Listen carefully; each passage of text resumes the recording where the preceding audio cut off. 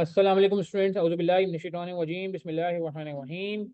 वबिशवाली सदरी वयस्सिरली अमरी वाहलुल उक़दतम मिन लिसानी यफ़क़हू क़ौली वबिज़्नी इल्मा वबिज़्नी इल्मा वबिज़्नी इल्मा। अच्छा जी, स्टार्ट करते हैं। क्या कहते हैं आज का सेशन। कैफ 6 MFA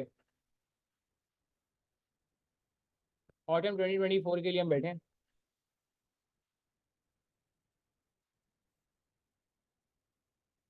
अच्छा जी, एजेंडा आज का हम डिस्कस कर लेते हैं। थोड़ा सा बैकग्राउंड देखेंगे, सिलेबस क्या कहता है हमसे, कुछ पास्ट पेपर्स को थोड़ा डिस्कस करेंगे कि जी तरीक़ेकार क्या होता है हमारा, और अप्रोच क्या होनी चाहिए। सबसे इंपॉर्टेंट बात, तो थ्योरी भी है इसमें, कैलकुलेशन भी है, तो थ्योरी के लिए अप्रोच बिल्कुल सेपरेट होगी और कैलकुलेशन के लिए अप्रोच बिल्कुल सेपरेट होगी। ठीक है जी। और इसके अलावा बहुत इंपॉर्टेंट चीज़ वो ये कि किन बातों का आपको ख्याल रखना है पेपर पास करने के लिए, यहाँ भी और आगे भी मतलब ये कि सिर्फ कैफ नहीं, क्योंकि मेरा अल्हम्दुलिल्लाह टीचिंग एक्सपीरियंस सी फैप का भी है और MSA का भी है, तो मैं आपसे वो भी शेयर कर रहा हूँ बातें। अच्छा, पहले एक इंट्रोडक्शन हो जाए मेरा। सऊद तारिक मेरा नाम है, जिसे आप जानते हैं। थोड़ा क्विकली इंट्रोडक्शन करा लेते हैं और फिर मैं बहुत इंपॉर्टेंट चीज़ पे आऊँगा कि हमारी अप्रोच क्या होनी चाहिए। ठीक है, और अपने स्टडीज़ को कैसे यूटिलाइज करना है, स्टडी टाइम को during Ramzan and after Ramzan and till result, उस पर ही बात करनी बड़ी इंपॉर्टेंट है। अच्छा जी, अगर मैं अपने बारे में कुछ आपको बताऊं, तो अभी तक जो सफ़र है, 2006 आई completed my O levels, 2008 I completed my A levels from Beacon House, and then in 2010 I completed my ACC मैंने 2010 में ही कंप्लीट कर लिया। अच्छा, उसके बाद 2010 के बाद मैंने कहा यार अब कुछ चैलेंजिंग करते हैं, तो मैं CA में आ गया। तो 2011 में आई ज्वाइन CA, एंड उसके बाद ऑल्सो ज्वाइन प्लस KPMG तासीर आदियन को, आर्टिकलशिप के लिए मैंने KPMG को ज्वाइन कर लिया। फिर 2015 वैसे दिसंबर 14 की अटेम्प्ट थी, मगर 15 में आप समझे मेरा CA कंप्लीट हो गया, और CA कंप्लीट हो गया, मैं ACA हो गया। और 2015 ही वो साल था कि मैं KPMG में ही था, बल्कि KPMG में मैं 2017 तक रहा। 2017 आई वर्क टिल क्या कहते हैं टिल द एंड ऑफ 2017। ठीक है, मैं KPMG में ही रहा, मैनेजरियल लेवल पे काम करता रहा। उसके बाद 2018 में I join industry for some time, and then 2018 was the point जहाँ में मैंने डिसाइड किया कि मैं अपनी फर्म बनाऊंगा ST&Co के नाम। और आज 2024 हो गया, अल्हम्दुलिल्लाह मैं अपनी फर्म ही चला रहा हूँ ST&Co के नाम से। अच्छा, ये तो कुछ प्रोफेशनल बात हो गई। अब कुछ टीचिंग की बात कर लेते हैं। टीचिंग मेरा बचपन से ही शौक रहा है। वो कहते हैं ना, it's not my profession, it's my passion. Profession तो मैंने ऊपर बता दिया, प्रोफेशन तो मेरा ये है कि मैं फर्म चलाता हूँ। ठीक है ना, अकाउंटिंग ऑडिट टैक्सेशन फर्म चलाता हूँ, इंटरनल ऑडिटिंग भी ठीक ठाक करते हैं। सही है। मगर जो मेरा पैशन है वो टीचिंग है। वो कहाँ से शुरू होता है? वो शुरू होता है 2005 से, यानी कि जब मैंने O लेवल्स कंप्लीट भी नहीं हुआ था, तब से मैंने O लेवल्स पढ़ाना शुरू कर दिया था। O लेवल्स पढ़ाना शुरू कर दिया 2005 में ही मैंने। 2005 से लेकर के मैं क्विकली क्विकली बताऊँ, 2014 जो शुरू के 9 साल हैं मेरी टीचिंग के, इसमें मैंने O लेवल्स के ठीक ठाक पेपर्स पढ़ाए, A लेवल्स के ठीक ठाक पेपर पढ़ाए, इकोनॉमिक्स वगैरह भी पढ़ाया, थ्योरी भी ठीक ठाक पढ़ाई है मैंने। ठीक है। इसके अलावा मैंने ACCA के काफ़ी पेपर्स पढ़ाए, इसमें भी थ्योरी कैलकुलेशन दोनों पेपर्स पढ़ाए हैं। और फिर मैंने कुछ मैथ्स एप्टीट्यूड टेस्ट वगैरह की चीज़ें ही पढ़ाई हैं, जिससे मुझे बाद में जब पहले जो कॉस्टिंग इसमें MFA में जो मैथ्स होता था वो पढ़ाने में भी कुछ हेल्प मिली थी। तो ये 9 साल का अर्सा मैंने ये सारी चीज़ें पढ़ाई। देन आई डिसाइडेड कि नहीं यार, मैं थक गया हूँ ये सारी चीज़ें पढ़ा के। Then 2014 was the turning point of my teaching career when I started teaching CA। और मैंने CA में भी सबसे मुश्किल तरीन चीज़ पढ़ानी शुरू कर दी। मॉड्यूल F का एक पेपर होता था मैनेजमेंट अकाउंटिंग का, जो मैं अभी थोड़ी देर पहले कॉस्टिंग वालों को बता रहा था। मैनेजमेंट अकाउंटिंग का पेपर होता था। ठीक है, मॉड्यूल F में आखिरी मॉड्यूल, पहले मॉड्यूल सिस्टम होता था। तो ड्यूरिंग CA आप देखें, CA मेरा कंप्लीट हुआ है 15 में।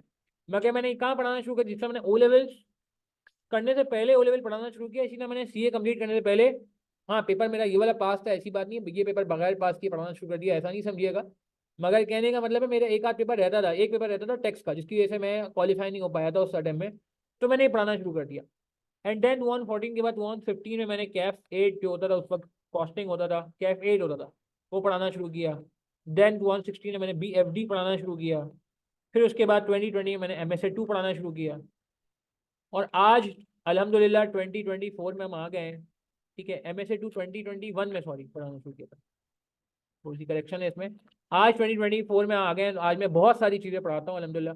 आज अगर मैं अपने टीचिंग पोर्टफोलियो में देखूँ तो मेरे पास आज करंटली कैफ 3 CMA है। नंबर 2 कैफ 6 MFA है। इसके अलावा सी फैप 4 सॉरी BFD है। इसमें मेरे 2 स्टूडेंट का मेरिट भी आया पास में BFD के अंदर। इसके अलावा सी SPM है, सी फैप 3 SPM है।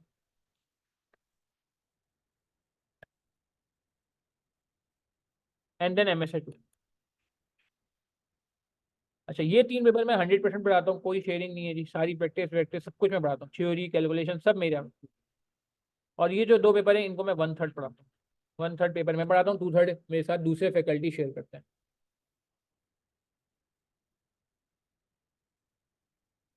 ठीक है, बात समझ आ रही है?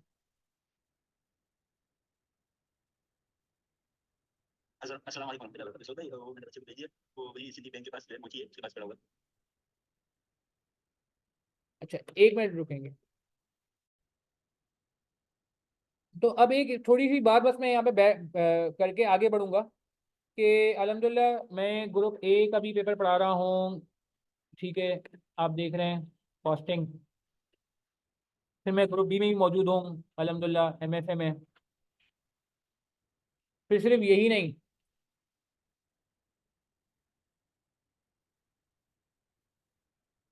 आपका अल्लाह भला करे, इसके अलावा फिर मैं CFAP में ही मौजूद हूँ, वहाँ पे BFD और SPM पढ़ा रहा हूँ। और फिर अल्हम्दुलिल्लाह मैं MSA 2 में मौजूद हूँ। और MSA 2 के बाद ही आप CA कंप्लीट कर लेते हैं।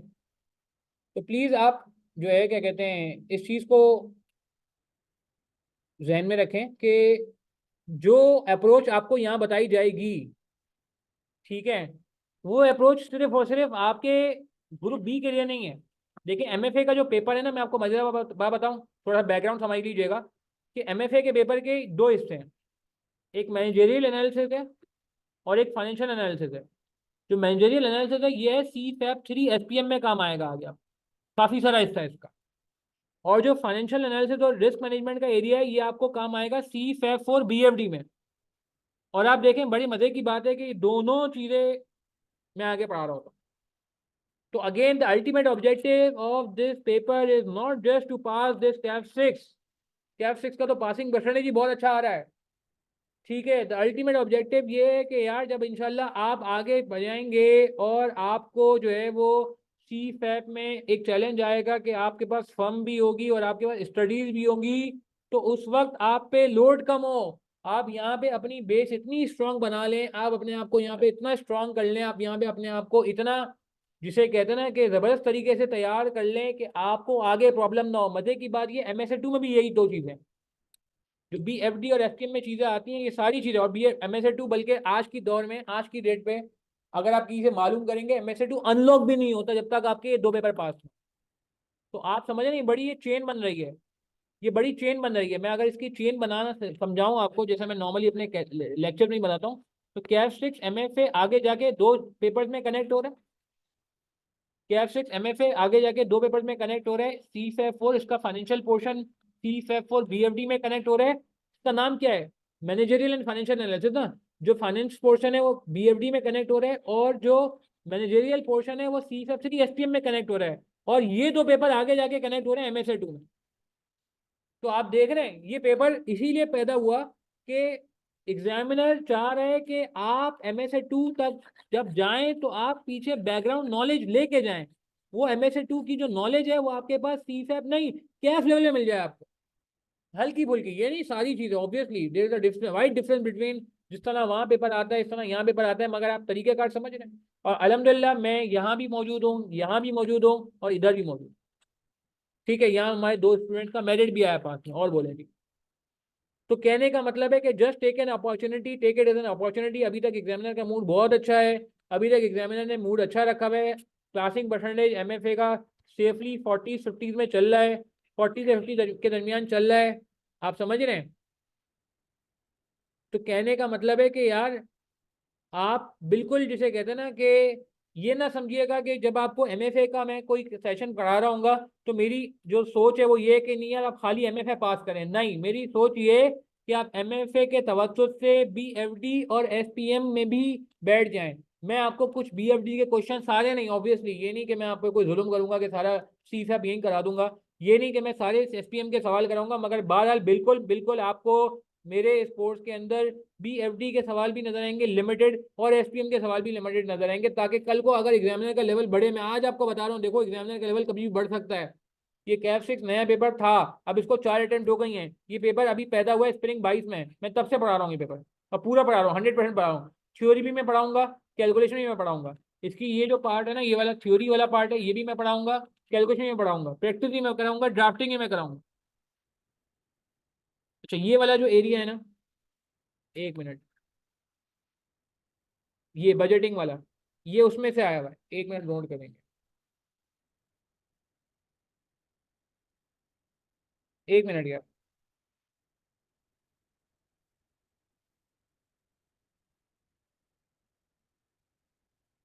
अच्छा, एक बड़ी इंपॉर्टेंट बात इसमें हम करते हैं कि कैलकुलेशन भी है, थ्योरी भी है, और इसमें मैंने आपको क्या बताया, इसमें एक बड़ी इंपॉर्टेंट बात वो ये भी है कि इसमें ये वाला एरिया भी है, ये हम कह रहे हैं कि थ्योरी है, ये हम कह रहे हैं प्रैक्टिकल है, और ये मिक्स है, इसमें ज़्यादातर प्रैक्टिकल है।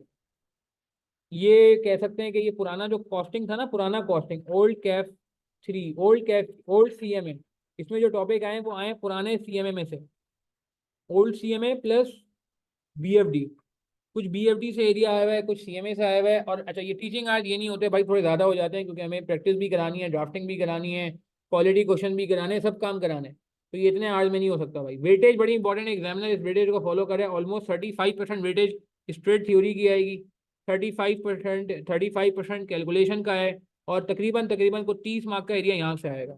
अच्छा, पेपर का स्ट्रक्चर मैं आपको बता दूं, पेपर में तकरीबन 3 सेक्शन, एक एमसीक्यू का सेशन होता है, सही है, यानी कि 15 मार्क के एमसीक्यूज होते हैं, और तकरीबन तकरीबन लगभग जो है वो एमसीक्यूज मिक्स होते हैं, theory plus practical, MCQs 15 mark के होते हैं, और फिर जो रिमेनिंग आपका 85 मार्क का पेपर है, ये तकरीबन इवनली स्प्रेड हुआ होता है, रिमेनिंग 85 में ऑलमोस्ट आप समझ लें 40 से 45 मार्क्स की कैलकुलेशन होती है, और वही 40 से 45 मार्क्स की थ्योरी होती है। आप मेरी बात समझें, 40 से 45 मार्क्स की कैलकुलेशन होती है, और 40 से 45 मार्क्स की थ्योरी होती है, ठीक है जी। तो ये ऑलमोस्ट इवनली बैलेंस पेपर है, ठीक है। अच्छा, हमारी कैलकुलेशन के लिए क्या अप्रोच होती है ये देख लीजिएगा, अगेन जैसे मैंने आपको बताया, हमने लॉन्ग टर्म सोचना है, प्लीज पेपर निकालना है हमने। और ये तो मैं सोचता हूँ कि बड़ा आसान हो गया कि एग्जामिनर अभी तक आसान पेपर पूछ रहा है, मगर हमने मुश्किल के लिए भी तैयारी करनी है। अच्छा, सजेस्टेड अप्रोच क्या होगी, ये जरा देख लें, देखिएगा जरा, यहाँ पे अप्रोच ये नोट भी करना है आपको, और फिर जो बातें मैं कॉस्टिंग में बच्चों से कराता हूँ वो बातें यहाँ भी कराना है आपसे मुझे। सजेस्टेड अप्रोच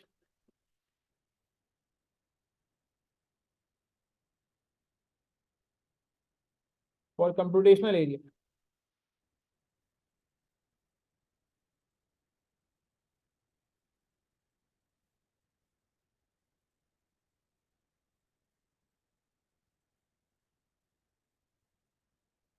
ठीक है जी, बात समझ आ रही है।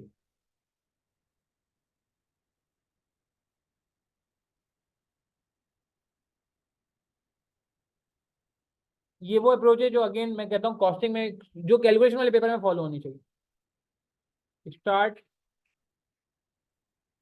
With background of the topic, वैक का एक टॉपिक है, वो दुनिया में क्यों आया, टाइम वैल्यू मनी का टॉपिक है, दुनिया में क्यों आया, क्या रीजन है टाइम वैल्यू मनी को हम सब पढ़ रहे हैं, क्या रीजन है कि टाइम वैल्यू मनी हमारे कोर्स में शामिल है, पहले इसका बैकग्राउंड देखेंगे, start with the background of topic, फिर क्या करेंगे, सॉल्व इजी इलस्ट्रेशन, क्योंकि कैलकुलेशन वाला एरिया, तो इजी इलस्ट्रेशन से अपने कॉन्सेप्ट को समिट करेंगे, to summit our concept, to strengthen our concept. फिर क्या करेंगे, थर्ड नंबर पे, जब आपने ये दो काम कर लिए, फिर quality practice question from ACCA plus other books. जब ये काम हो जाएगा तो हम क्या करेंगे, solve I cap pass paper. अब आई कैप पास पेपर हमारे पास यहाँ पे 3 जगह से हैं। एक तो कैफ 6 MFA का कंटेंट है जो कि बहुत लिमिटेड है, क्योंकि अभी इतनी हिस्ट्री नहीं बनी ना पेपर की, 4 तो अटेम्प्ट हुई हैं, क्या हिस्ट्री बनी है, कोई खास हिस्ट्री नहीं बनी। दूसरा हम सॉल्व करेंगे ओल्ड CMA, जो पुराना कैफ था ना, जो पुराना कॉस्टिंग था, जो कुछ टॉपिक हमारे ट्रांसफर हुए हैं, जो कुछ टॉपिक हमारे ट्रांसफर हुए हैं उसको हम पुराने कॉस्टिंग से निकालेंगे, फ्रॉम ओल्ड स्कीम कॉस्टिंग। और फिर हम कुछ करेंगे लिमिटेड BFD, C-FAB 4 के लिमिटेड। मैं वापस कह रहा हूँ, बार बार सारे सवाल BFD के मैं नहीं कराऊंगा, लिमिटेड कराऊंगा, लिमिटेड कराऊंगा।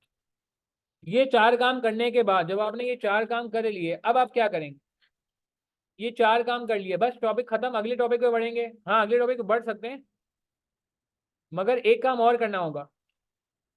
जब ये काम आपके हो जाएंगे, ठीक है, इसके बाद आप क्या करें कि इसके बाद आपने 5वें नंबर पे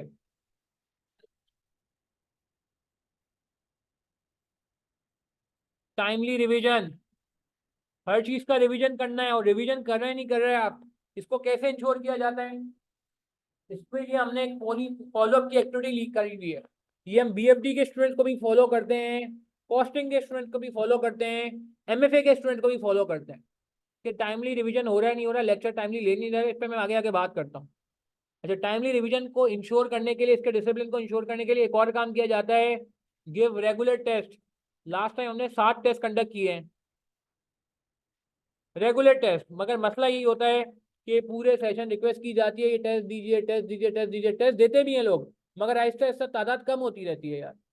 वैसे ही बहुत कम लोग टेस्ट ऑप्ट करते हैं, बहुत सारे लोग टेस्ट नहीं दे रहे होते, पेंडिंग लेक्चर और बहुत सारी वजूहत की बिना पे, बट जो लोग टेस्ट दे रहे होते हैं वो भी आहिस्ता आहिस्ता कम होते जाते हैं। हालांकि ये टेस्ट चेक होके वापस मिलना है आपको यार, आपको क्या चाहिए, रजिस्टर्ड स्टूडेंट्स का टेस्ट चेक करके वापस किया जाता है। तो मुझे बताएं आपको क्या चाहिए, गिव रेगुलर टेस्ट, और उसके बाद आपने एक और काम करना है, solve ALD papers, attempt wise paper. ये तो खैर पूरा होगा, कैलकुलेशन थ्योरी सबके लिए। अटेम्प्ट वाइज पेपर सॉल्व करें, टाइमर लगा के सॉल्व करें विद टाइम कांस्टेंट, ताकि आपको पेपर में प्रॉब्लम ना हो टाइम का। MFA में टाइम का इतना मसला नहीं होता, मगर विद टाइम कांस्टेंट, मगर हो सकता है ना, हो सकता है बाकी पेपर में हो रहा है, BFD वगैरह में हो रहा है, इस तरह की कैटेगरी के जो पेपर है MSA 2 में हो रहा है, तो यहाँ भी हो सकता है। ये आपको अप्रोच हो रही है कंप्यूटेशनल एरिया की, सारी चीज़ें अल्हम्दुलिल्लाह हमारी किताब में मौजूद है, डेडिकेटेड MFA की किताब हमारी मौजूद है जी। इसमें ये सारा मटेरियल ऑलरेडी मौजूद है, अवेलेबल है आपके लिए, जो रेलिवेंट मटेरियल है सारा, KF6 old CMA limited BFD सब मौजूद। अच्छा, एक तरफ तो ये अप्रोच हो गई कंप्यूटेशनल एरिया के लिए। थ्योरी के लिए क्या अप्रोच होनी चाहिए, थ्योरी के लिए अक्सर लोग सवाल करते हैं थ्योरी का क्या करें, रट्टा लगाएं क्या, हाँ क्या करें, रट्टा लगाएं, नहीं।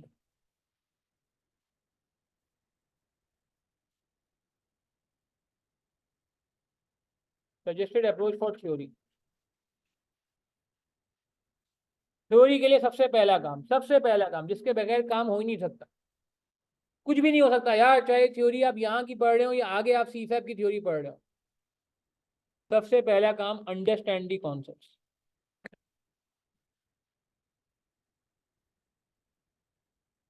कॉन्सेप्ट्स को अंडरस्टैंड करें। प्लीज यार, ये मैं आपको रिक्वेस्ट कर रहा हूँ, बहुत इंपॉर्टेंट है। बहुत सारे लोग डायरेक्ट रट्टा लगाने की कोशिश करते हैं, नहीं नहीं नहीं, समझ नहीं आएगा शॉर्ट एनालिसिस का पर्पस क्या था, शॉर्ट एनालिसिस क्या है, काम नहीं होगा। बोस्टन मैट्रिक्स नहीं समझ आएगा, आप पेपर में आइडेंटिफाई नहीं कर सकेंगे। टेस्टल नहीं समझ आएगा, गड़बड़ हो जाएगी। पोर्टर 5 फोर्सेस के बारे में आपको नहीं पता होगा, आप सिनेरियो बेस्ड सवाल किया, आप नॉर्मल सवाल नहीं फंस जाओगे यार। अंडरस्टैंड दी कॉन्सेप्ट्स, अंडरस्टैंड करें, इसके लिए आपको नजर आएगा मैं आपसे डिटेल एग्जांपल डिस्कस कराऊंगा, लाइव एग्जांपल डिस्कस करूंगा, नेशनल इंटरनेशनल लोकल, जितनी एग्जांपल मैक्सिमम डिस्कस हो सकती होंगी। पाक सुजुकी, ठीक है, करोला, सही है, किया स्पोर्टेज गाड़ी, सही है, PSO, जैज, सही है, ये सारी की सारी बातें डिस्कस हो रही होंगी। ऑल्पर्स, ये सारे नाम आपको नजर आ रहे होंगे। हाँ, ये क्या कहते हैं, कौन सी वॉच होती है, स्मार्ट वॉच, हाँ, कोडक, कोडक याद है, कोडक किसी को, पुराना कैमरा, टाइपराइटर, हाँ, लैपटॉप, सही है, नोकिया, नोकिया की तो डिटेल में एग्जांपल डिस्कस होगी, नोकिया का क्या हुआ, नोकिया कहाँ चला गया, इतने सारे कॉन्सेप्ट डिस्कस किए जाएंगे ताकि आपके जहन में चीज बैठ जाए। आप रट्टे के मोहताज ना हो, आप रट्टे के मोहताज ना हो। पहले आपने कॉन्सेप्ट को अंडरस्टैंड करना है, फिर उसके बाद आपने क्या करना है, राइट डाउन इंपॉर्टेंट पॉइंट्स। बिल्कुल बिल्कुल इंपॉर्टेंट पॉइंट को आप पहले लिखें, याद नहीं करना है, लिखना है। राइट डाउन इंपॉर्टेंट पॉइंट्स, इनको आप प्लीज लिखें। फिर आप क्या करें, लर्न दो इंपॉर्टेंट पॉइंट। लर्निंग अब आई,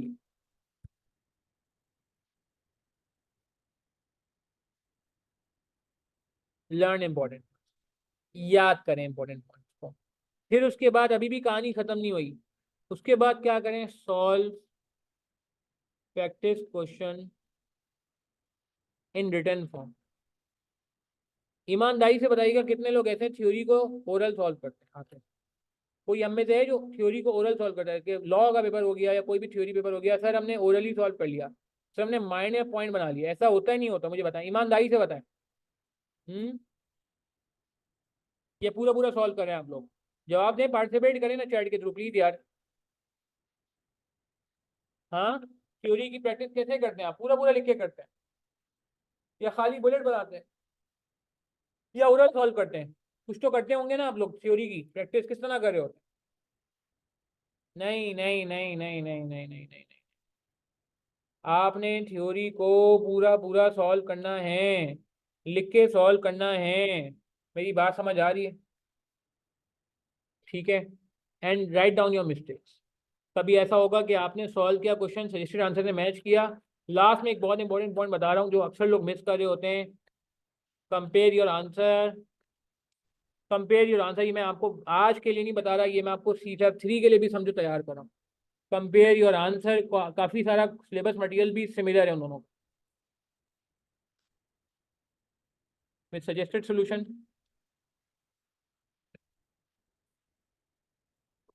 and and write down your missing points.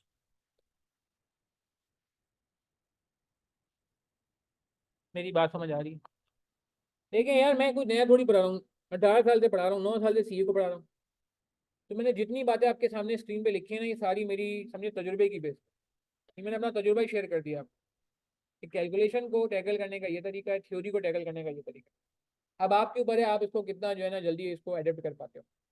इसको मैं चाहूंगा नोट कर लें, कहीं लिख लें अपने पास। आप पहले मुझसे पढ़ो ना पढ़ो, आप आगे जाके CFEP में जाओ, आपको करना यही है। मैं सीरियस बता रहा हूँ, करना यही है। ठीक है, कोई लकीली ये ना करे, पेपर पास कर जाए, एक अलग बात है। मगर पर्सनली मैं आपको तजुर्बे की बेस पे बता रहा हूँ, आपको कैलकुलेशन के लिए ये अप्रोच फॉलो करनी है जो लेफ्ट में लिखी है, और थ्योरी के लिए वो अप्रोच फॉलो करनी है जो राइट पे लिखी है। आप नहीं करेंगे प्रॉब्लम हो जाएगी। अच्छा जी, ऑनलाइन क्लासेस में कुछ मेरे कुछ फ़ायदे भी हैं, मतलब आपको भी फ़ायदा है, टीचर को भी फ़ायदा है। हाँ यार, टीचर चीज़ें रेडी हैं, मगर यार कुछ मसले भी हैं ऑनलाइन क्लास। तो मैं अक्सर ही पहली क्लास में एक बात करता हूँ कि यार कुछ वादे लेता हूँ, ये 3 वादे आप मेरे साथ करेंगे ना, तो मैं समझता हूँ कि पेपर पास करना हमारे लिए आसान हो जाएगा। आसान हो जाएगा। मैं ये नहीं कहता कि इन 3 बातों के बाद पेपर लाजमी पास होगा, मगर चांसेस, कहते हैं ना, एक अकल ये कहती है कि चांसेस बढ़ जाएंगे। ये 3 वादे आपने करने हैं यार, अगर आप ये 3 वादे करे लेते हो ना, तो यकीन करो जिंदगी मेरी भी आसान में आ जाएगी और आपकी भी आसान में। मेरी इसलिए क्योंकि यार टीचर को तो देखे ना, आपका जो रिजल्ट होता है वो आपको खुश करता है, मगर आपके टीचर को भी तो खुश करता है। नहीं समझे बात? भाई टीचर को भी तो अच्छा लगता है जब स्टूडेंट पास होता है। क्या होता है, जो असल मेहनत होती है वो वसूल किस दिन होती है, जब स्टूडेंट मैसेज करता है कि सर मेरा पेपर पास हो गया। तो आप अच्छा परफॉर्म करेंगे तो ये नहीं है कि उससे सिर्फ आपको खुशी मिलेगी, आपको भी खुशी मिलेगी, आपके माँ बाप को भी खुशी मिलेगी, आपके टीचर को भी खुशी मिलेगी यार। आप मेरी बात समझ रहे हैं? तो प्लीज यार, ये 3 वादे अगर आप करते हो तो ये समझो आप अपने साथ भी अच्छा करोगे और अपने टीचर के साथ भी अच्छा करोगे। वो 3 वादे क्या है? पहला वादा ये है कि यार आप ये वादा करेंगे कि आपने कोई भी लेक्चर पेंडिंग नहीं रखना। No pending lecture. Online classes के बहुत फायदे हैं, मगर उसका सबसे बड़ा नुकसान ये है कि डिसिप्लिन इंश्योर नहीं होता। डिसिप्लिन इंश्योर नहीं होता। तो पहला वादा आपने क्या किया कि पेंडिंग लेक्चर नहीं लेना है। इसको हम इंश्योर भी कर रहे होते हैं, हमारा पूरा एक फॉलोअप का सिस्टम होता है। हमारा एडमिन बेचारा एक एक बच्चे को मैसेज करता है, पूछता है भाई कितने लेक्चर ले लिए, कहाँ मौजूद हो, कितना रह गया, कब तक हो जाएगा। ये मैं सारी बातें आपको बताता हूँ। BFD वालों को भी हम करते हैं, CFEP वालों को भी करते हैं, इंदर को भी करते हैं। BFD C5 वालों को। फिर दूसरा आपने ये करना है कि मेक प्रॉपर रजिस्टर, थ्योरी का भी रजिस्टर प्रॉपर बनाना है। कुछ लोग थ्योरी का रजिस्टर नहीं बनाते, सिर्फ कैलकुलेशन का बना लेते हैं, या कैलकुलेशन का भी अच्छा नहीं बनना होता। नहीं, प्रॉपर रजिस्टर बनाए, तरीके का रजिस्टर बनाए, बेहतरीन रजिस्टर बनाए, जबरदस्त रजिस्टर बनाए। And last but not the least, तीसरा काम आपने ये करना है, गिव रेगुलर। प्लीज यार, ये टेस्ट आपके लिए लिए जाते हैं यार, ये टेस्ट चेक होके वापस मिलना है, फिर आप क्यों नहीं दे रहे हो टेस्ट? मुझे यही बात समझ नहीं आती यार। पहले से अनाउंस भी हैं, स्केड्यूल भी पहले शेयर हुआ है, फिर चेक भी करे जा रहे हैं, फिर रिटर्न बैक भी किए जा रहे हैं। 60 टेस्ट मैंने लास्ट टाइम लिए और उसके बाद फिर ये रिस्पॉन्स आया कि यार बहुत ही खराब रिस्पॉन्स। दिल खराब हो जाता है ना यार, इतनी मेहनत से टेस्ट बनाए आपके लिए, चेक भी करवाएं, आप मेरी बात समझ रहे हैं? तो ये कुछ बातें हैं जो मैं समझता हूँ कि अच्छा, पेंडिंग लेक्चर के लिए हमारा एक सिस्टम होता है फॉलोअप का। जिन लोगों ने मुझसे कॉस्टिंग पढ़ा हुआ है आप उनसे पूछ सकते हैं, या जो लोग मुझसे BFD पढ़ रहे हैं, आपके कोई बड़े भाई या सीनियर, तो आप उनसे पूछ सकते हैं। हमारा फॉलोअप का सिस्टम होता है, इसमें हम 4 सवाल करते हैं। एक सवाल हम ये करते हैं कि भाई कितने लेक्चर कवर्ड हो, नंबर ऑफ लेक्चर्स कवर्ड, बता दो भाई। फिर हम ये सवाल करते हैं कि नंबर ऑफ पेंडिंग लेक्चर, कि लेट से आपके 5 चैप्टर कवर होने थे, आपके 4 चैप्टर कवर हुए हैं, तो कितना पेंडिंग हुआ? 1 चैप्टर पेंडिंग हो गया, नंबर ऑफ पेंडिंग लेक्चर्स। फिर उसके बाद हम कहते हैं deadline to cover pending lecture. ये नहीं कि भाई पेंडिंग लेक्चर है तो छोड़ देना, ही डेडलाइन कब कवर करेंगे, 2 दिन में, 3 दिन में, 1 हफ्ते में, कब? और last but not the least, कि ओवरऑल आप सेटिस्फाइड हैं लेक्चर से, या कोई अगर आपकी कंप्लेन है, कोई ग्रीवेंस है, कोई मसला है, तो आप हमसे शेयर करें। ये हर महीने एक एक्टिविटी पर परफॉर्म करवाई जाती थी और पूरा ट्रैक रिकॉर्ड होता है। ये पूरे रिमार्क्स मैं पर्सनली मॉनिटर करता हूँ और फिर उसके बाद वॉइस नोट के थ्रू बच्चों को बताता हूँ कि आपकी परफॉर्मेंस अच्छी है, बुरी है। बाय द वे, एक चीज़ मैं बताना भूल गया, मेरा नंबर नोट कर लीजिए। मैं बच्चों की क्वेरीज को डायरेक्टली खुद 1-on-1 बेसिस पे रिस्पॉन्ड कर रहा होता हूँ। आप इस नंबर में मुझे व्हाट्सअप कर सकते हैं, ये मेरा अपना व्हाट्सअप नंबर है, 0321 211 2963। कोई भी क्वेरी होती है, कन्फ्यूजन होती है, कोई चीज़ नहीं समझ आती, आप बिला झिझक जो है मुझसे रब्ता कर सकते हैं इस नंबर पर। ठीक है, बात समझ आ रही है? देखिए, पेपर पास करना मुश्किल नहीं है यार, एक सिंसियर एफर्ट के साथ करें, पेपर निकलेगा इंशाल्लाह। और मैं आपको बता रहा हूँ, देखिए मैं तो कोई नया नहीं पढ़ा रहा ना, मैं तो आपको बता रहा हूँ इतने अरसे से पढ़ा रहा हूँ ये सब चीज़ें। MFA जब से शुरू हुआ तब से पढ़ा रहा हूँ। इनफैक्ट मैं तो इसका वो भी पढ़ाता था, जब इसमें मैथ्स का एरिया, क्यूटी का एरिया होता था, आप पुराने लोगों से पूछिएगा, इसमें क्यूटी का एरिया भी होता था, वो भी मैं पढ़ाता था। ठीक है ना, तो ताकि मैंने कहता था चलो यार कंप्लीटनेस है, एक ही बंदे से आप पढ़ रहे होगे तो आपको वो इशू नहीं आएगा कि यार मतलब कि आपकी फ्रीक्वेंसी मैच नहीं हो रही, कुछ नहीं हो रहा। और मैं पहले भी थ्योरी पढ़ा चुका हूँ ACCA वगैरह में, आगे CFAP 3 पढ़ा रहा हूँ, वो भी थ्योरी। MSA 2 पढ़ाते हैं, MSA 2 में भी CFAP थ्योरी आती है। तो आप टेंशन नहीं लीजिएगा। और मेरे अल्हम्दुलिल्लाह स्टूडेंट्स का मेरिट भी आ चुका है CFAP में 2 लोगों का। आप समझ रहे हैं? ये अप्रोच आपने फॉलो करनी है, मैं आपको सीरियस बता रहा हूँ, चीज़ें आपके लिए आसान हो जाएंगी। ठीक है? अच्छा, एक बात और, माइंड सेट मैंने आपको बता दिया कि इस पेपर को लाने का माइंड सेट आपका ये था कि एक अलाइनमेंट हो जाए, कि समझो एक बेस पेपर है, ताकि आपको आगे जो CFAP आ रहा है, MSA आ रहा है, तो वहाँ पर आपको प्रॉब्लम ना हो, वहाँ पर चीज़ें आपके लिए आसान हो। आप समझ रहे हैं? ठीक है जी। अच्छा, अब एक बात मैं आपको पोर्टल दिखा देता हूँ एक दफ़ा अपना।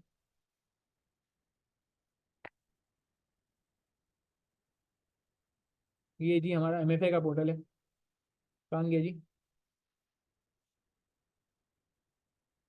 अच्छा देखिए, ये पोर्टल में सिर्फ इस वजह से विजिट करा रहा हूँ कि बताने के लिए, अल्हम्दुलिल्लाह सब चीज़ें हमारे पास पूरी रेडी हैं। ग्रेड A में है अच्छा, हम ना मिक्स चलते हैं। हमारा स्टाइल ये है कि हम ये नहीं करते कि सारी कैलकुलेशन एक साथ कर लेंगे, सारे कैलकुलेशन थ्योरी एक साथ कर लेंगे, नहीं। हम मिक्स चलाते हैं, क्योंकि ताकि इंटरेस्ट बरकरार है ना। कैलकुलेशन से थक गया, फिर थ्योरी पे आ गए, थ्योरी से थक गए, कैलकुलेशन पे आ गया। अब आप देखें, ये प्रोडक्ट लाइफ साइकिल जो है, ये कैलकुलेशन नहीं, थ्योरी है, ग्रेड A थ्योरी थी ना। ठीक है, पूरी सारी इलस्ट्रेशन मौजूद है, प्रैक्टिकल एग्जाम्पल भी मौजूद है, क्वेश्चन जो सॉल्व करना है वो भी मौजूद है। CFAP का पास पेपर भी देखें मौजूद है, ये देख रहे हैं आप, CFAP का पास पेपर भी इसमें आ रहा है, ये देखें, ये CFAP का पास पेपर भी इसमें मौजूद है। ठीक है, खैर अभी मैं इसको खोल नहीं रहा, वापस आ जाते हैं। इस तरह आप आ जाएं नेक्स्ट उस पर। ये स्वाट एनालिसिस है, ये भी ग्रेड A से। फिर बजटिंग ग्रेड C से, बजटिंग बजटिंग ग्रेड C से, यानी कि कैलकुलेशन आ गई। फिर थोड़ी वापस बेसिक ऑफ कॉस्टिंग, ये भी कैलकुलेशन आ गई। फिर टाइम वैल्यू ऑफ मनी, ये कैलकुलेशन आ गई ग्रेड C से। ये पूरा आप देखें, रिसेंट NM भी आ रही है, स्प्रिंग 22, ऑटम 22, ये सब आया हुआ है। पेस्टल, फिर थ्योरी आ गई। पेस्टल को क्योंकि बड़ा टॉपिक है, काफी समय तोड़ा हुआ है, 45 थ्योरी आ गई, फिर कैलकुलेशन आ गई। ये इतना होते होते आप देखें पूरा अल्हम्दुलिल्लाह कोर्स हमारा एंड तक मौजूद है।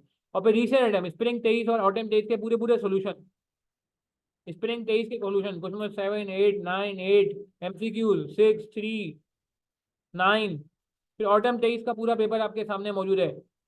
क्वेश्चन 2, 3, वन वन MCQ होता है, 2, 3, 4, 5, 6, 7, 8, 9, 10, आप देख रहे हैं।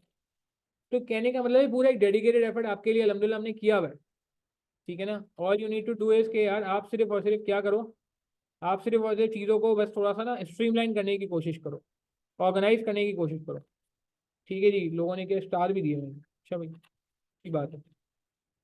तो बात समझ आ रही है, मैं वापस आता हूँ इस पर।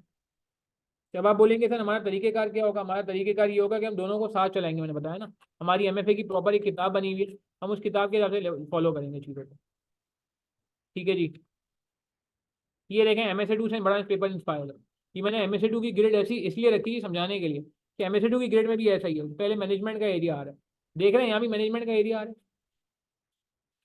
मैनेजरियल एनालिसिस है पहले, ठीक है। फिर फाइनेंशियल एनालिसिस, आप MSA2 की ग्रेड बिल्कुल आखिरी पेपर जो CA का है, समझिए उसका बेबी पेपर है ये।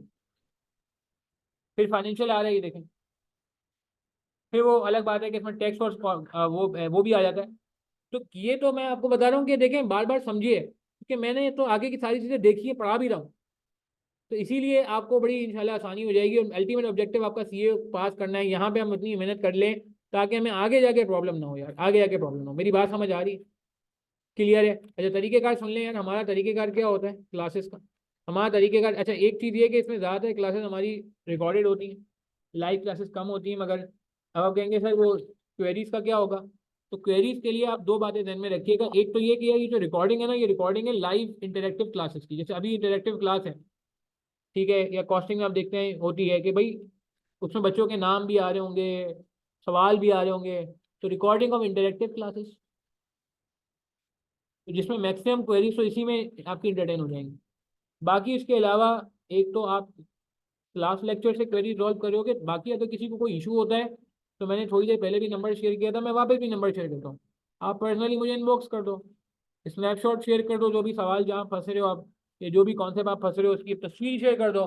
फिर मैं आपको ये करूँगा कि आपका अल्लाह भला करे, वो कर दूंगा, क्या कहते हैं उसे, आपको जवाब दे दिया करूंगा, ठीक है। तो वैसे भी अभी भी किसी को कोई कंफ्यूजन है, क्वेरी है, तो आप मुझे इस नंबर पर व्हाट्सअप कर सकते हो, मैं बिल्कुल मैसेज को जवाब रिस्पॉन्ड कर रहा होता हूँ, ठीक है जी। और सिस्टम हमारा क्या होता है, तकरीबन 5 लेक्चर्स होते हैं हमारे, ठीक है। अच्छा ये रिकॉर्डेड लेक्चर्स का एक फ़ायदा ये होता है, ये वो वाले रिकॉर्डेड लेक्चर नहीं है कि मैंने कहीं आइसोलेशन में बैठ कर रिकॉर्डिंग कर ली, नहीं। उसमें चांस ये है कि मैं शायद स्टूडेंट लेवल पे काम नहीं कर सकूंगा, मैं शायद टीचर लेवल पे काम करूंगा, अंदेशा ये है। तो ये जो आपको रिकॉर्डिंग प्रोवाइड की जाएगी, जैसे बताया ना हाईली इंटरेक्टिव क्लासेस की, तो इसमें स्टूडेंट्स मौजूद होंगे, स्टूडेंट के सवाल आ रहे होंगे। जितने ज़्यादा स्टूडेंट होंगे उतना ज़्यादा चांस है कि आपको नजर आ रहा होगा कि स्टूडेंट के ज़्यादा क्वेश्चन आ रहे होंगे। लेकिन ज़्यादा लोग होंगे इस क्लास में तो ज़्यादा क्वेश्चन होंगे ना, हर एंगल से सवाल पूछा जा रहा होगा, किसी कोई एंगल से समझ नहीं आएगा तो दूसरे एंगल से बताया जाएगा। तो आप ये नहीं समझिएगा कि मैं आपको कोई 2-3 अटेम्प्ट पुराने लेक्चर दे रहा हूँ तो इसका मतलब एक आउटडेटेड है, नहीं, ये एज पर कोर्स है, कोर्स के हिसाब से अपडेटेड है अलहमदिल्ला। और इसमें एडवांटेज क्या है कि क्वेरीज भी रिजॉल्व हुई, आप मेरी बात समझ रहे हो। बाकी आपका नंबर मौजूद है, तो आप बस स्टार्ट करें यहाँ अल्लाह का नाम लेके। अच्छा एक रिक्वेस्ट आपसे ये थी कि कुछ लोग अभी, बहुत सारे लोग ये सोच रहे हैं कि सर हमारा KF3 अभी चूंकि पास नहीं हुआ है, तो KF6 तो हम एलिजिबल ही नहीं है, या KF3 का भी चूंकि रिजल्ट नहीं आया तो KF6 भी क्वेश्चन मार्क लग गया। तो मैं आपको दो बातें कर दूं, पहली बात तो ये कि यार इस पर ICAP को रिक्वेस्ट की है मैंने, और बाकी टीचर्स ने बाकायदा ICAP को मेल की है कि आप ये रिस्ट्रिक्शन लिफ्ट कर दी, ताकि खुदा ना खास्ता अगर किसी का KF3 पास ना हो तो वो फिर भी KF6 दे सके। ये एक मैं आपको डेवलपमेंट बता रहा हूँ, ठीक है। ये काफ़ी टीचर्स ने इस पे जो है ना एग्रीमेंट शो किया हुआ है, और हम सब की तरफ से मुश्तरका एक मेल ICAP को जा चुकी है। तो हो सकता है कि ये अंडू हो जाए, ठीक है। इसका मतलब ये कि खुदा ना खास्ता का कोई कॉस्टिंग नहीं दे पा रहा या नहीं नहीं पास किया हो तो वो भी MFA दे सकेगा, अगर ये कंडीशन रिमूव हो जाती है जिसके लिए ऑलरेडी ICAP को मेल की गई है। मैं ये नहीं कह सकता कि उसके चांस कितने हो सकते हैं वो अप्रूव हो सकते हैं ना भी हो, मगर बहरहाल एक एफर्ट चल रहा है बैकडोर। दूसरी बड़ी इंपॉर्टेंट बात ये है कि यार देखें आपने CA क्वालिफाई करना है तो आपने ये पेपर आज नहीं तो कल पढ़ना तो है ना। 2 मिनट के लिए मान लेते हैं खुदा ना खासा वो गॉड फॉरबिड, अल्लाह ना करे, अल्लाह ना करे, अल्लाह ना करे आपका कॉस्टिंग पास नहीं होता, तो KF6 आपको आज नहीं देना होगा, बाद में देना होगा, आप फ्रीज करा लें यार। फ्रीज कराने के हमारे यहाँ कोई चार्जेस नहीं है, आप समझ रहे हैं, फ्री ऑफ कॉस्ट हो जाता है फ्रीज। बाकी इंस्टीट्यूट में भी आई होप ऐसा ही होता होगा। तो भले आप मुझसे पढ़ें ना पढ़ें, किसी से भी पढ़ें, मगर मेरा आपसे ये एक जिसे कहते हैं ना कि शिकवा होगा कि अगर आपने टाइम वेस्ट कर दिया तो गलत हो जाएगा। आप रिजल्ट का वेट ना करें प्लीज यार, आप शुरू हो जाए। अगर आई के अपने रिवर्स कर दिया फिर तो क्या ही कहने। और नहीं भी किया तो यार ये पेपर आपने आज नहीं तो कल पढ़ना ही है, और ये आगे पेपर इतना इंपॉर्टेंट है, बीएफडी वगैरह में भी, सीफे में भी लग रहा है। तो खुदा ना खाता इस अटेम्प्ट में नहीं तो अगली अटेम्प्ट में देना पड़ जाएगा, देना तो है आपको। मेरी बात समझ आ रही है? तो प्लीज यार ये टाइम ज़ाया ना करें। रमजान शरीफ है तो रमजान में एक और मिसकंसेप्शन, पढ़ाई नहीं होती। क्यों नहीं होती भाई? रमजान में लोगों ने पेपर दिए हैं यार हम। तो ये बात गलत है, रमजान में पढ़ाई नहीं होती। रमजान में तो बल्कि अच्छा फोकस हो जाता है, क्वालिटेटिव पढ़ाई हो जाती है, क्वांटिटी वाइज शायद ज़्यादा नहीं होती मगर क्वालिटी वाइज ज़्यादा अच्छी हो जाती है। ठीक है जी। बाकी आपका कोई सवाल है पूछें, मैं आपको अभी से ही रिकॉर्डेड देना शुरू कर दूंगा। बाकी वीकेंड में हम देख लेंगे, अगर पॉसिबल होगा तो एक हम लाइव क्लास कर लेंगे, उसमें भी हम कोई एक्स्ट्रा क्वेश्चन कर रहे हो, एक्स्ट्रा क्वेश्चन कर रहे हो। ठीक है, तो यहीं तक रखते हैं हम। कोई सवाल है किसी का पूछ लें। हाँ, ग्रुप ज्वाइन कर लें, जो ग्रुप में नहीं है वो इस पे आ जाए, मैं ग्रुप पे लिंक शेयर कर दूंगा अगले लेक्चर्स को, अगले लेक्चर्स का। बाकी रमजान शरीफ चल रहा है, आपसे गुजारिश है मुझे भी दुआ में याद रखें, इबादत करें। ये देखें अभी जो टाइम है इसको गनीमत जाने, और रिजल्ट के लिए भी दुआ करें अपने। और एक बात ध्यान में रखें, सिर्फ अपने लिए दुआ ना करें, अपने दोस्त के लिए भी दुआ करें। सबने एक दूसरे के लिए दुआ करनी शुरू कर दी तो क्या होगा पता है? पता नहीं किसकी दुआ किससे में कबूल हो जाए यार। तो प्लीज़ यार, ये दुआ में बड़ा असर है, ये दुआ किस्मत को बदल देती है, किस्मत को बदल देती है। समझ रहे हैं? चलें यहीं तक रखते हैं यार। अपना ख्याल रखिएगा, दुआ में याद रखिएगा। कोई सवाल है मुझे नंबर पे मैसेज कर सकते हैं, ठीक है। इंशाल्लाह फिर जो है वो व्हाट्सएप ग्रुप पे मैं लिंक शेयर कर दूंगा, और नोट भी इंशाल्लाह व्हाट्सएप ग्रुप पे आ जाएंगे। बाकी डेडिकेटेड किताबें जब आप रजिस्टर हो जाएंगे, आप किताब ले लीजिएगा, एडमिन से कॉन्टैक्ट करके किताब आपको मिल जाएगी। ठीक है, चलें, अस्सलाम वालेकुम रहमतुल्लाहि व बरकातुहू।